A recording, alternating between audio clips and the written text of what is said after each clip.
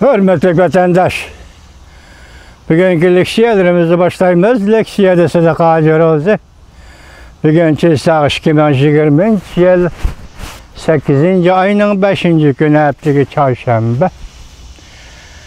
Tünügün bir gün dem aldım vatandaşım. Adam bazı da çarşaf kalıdıkken koğandı insan ikenmez. Bugün sizlerge vaziyet doğrusu da söz desek, torbetlere hem. Çünkü onun doğuyu torbeti hem. Şunda haber kıldı mesela torbetleri 3 saat ilgilenmeyin için kopay.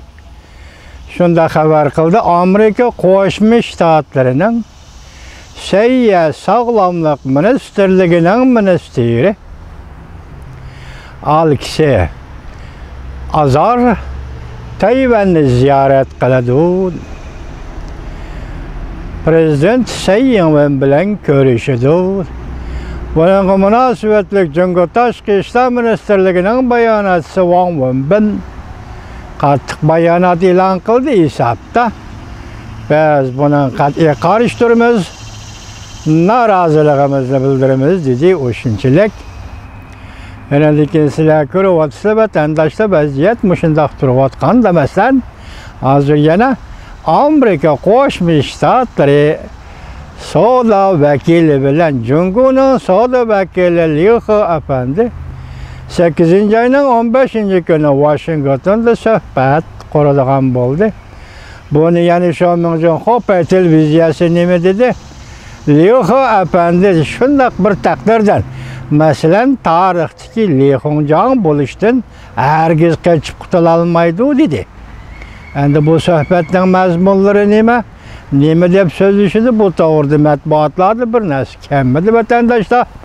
Ben sizlerge bugünkü vaziyet dep şunu aytdım, şunu yetkizdim çünkü Amerika Cumhur münasebeti şundak ciddi pey tuturatqanda mesela Washington'da yani söhbət boludu, soğudu söhbete boludu değil.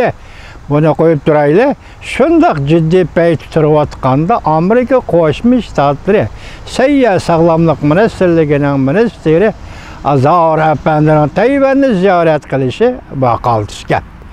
Onun ki yani bir vaziyet vatandaş hazır Tayvan'la Canubu Deniz etrafında muş yolda Dongşak'ta ise Şarkı Deniz yak takım aralları deydiğen bir aral var iken hazır bir yer Tayvan'a karşılık değildi.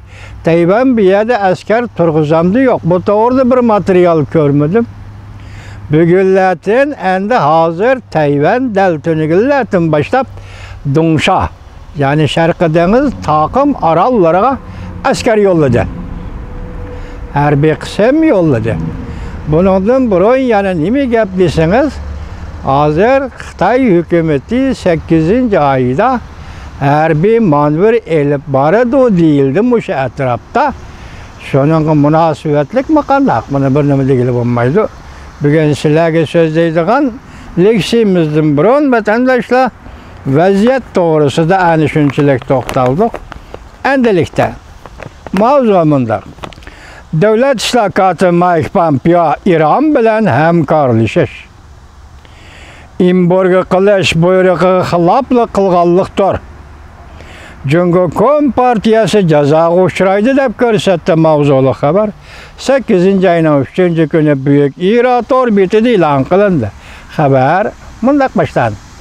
Bu sel nazukrak haberken vatandaş.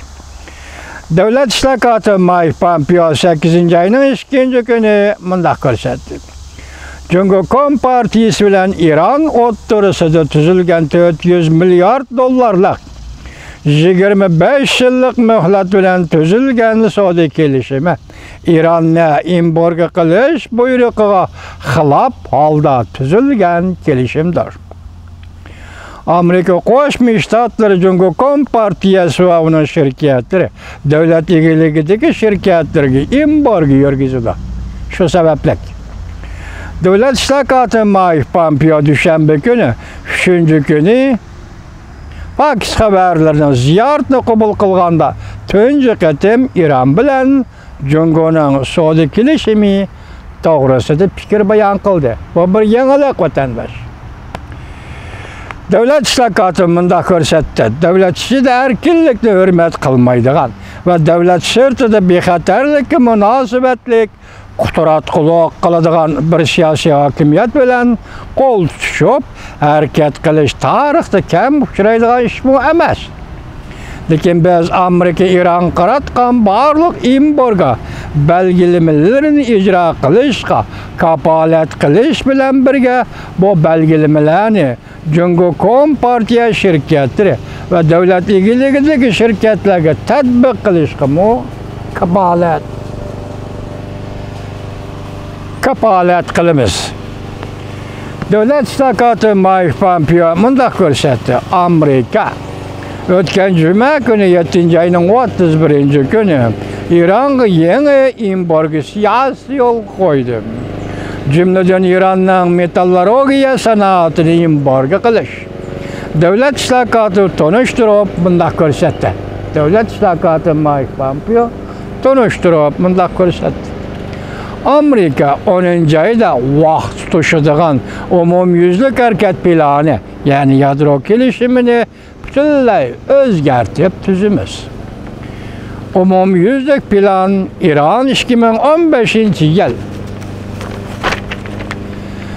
7-ayning 15-kuni Amerika, Rossiya, Jungo, Angliya, Fransiya, Germaniya hem de Avrupa İttifaqı bilan tuzgan kelishimdir. Yuqori kelishim. Kelishimda İran'a 5 yilgacha qurol savdosini cheklash vaqt muddati 10-ayning 18-kuni deb belgilangan. Devlet islohoti Mike Pompeo mundaq ko'rsatdi. Keyingi bir necha kun ichida Amerika Birlashgan Davlatlar Tashkiloti Bexatarlik komiteti qaror topshirdi. İran'ın qurol-yarog' savdosini atkaz qilishda davomlashtirdi. Agar İran'ın qurol-yarog' savdosini atkaz qilish bekor qilinadi ekan, Jungo bilan Rossiya İran'a qurol-yarog' sistemasi eksport qiladi.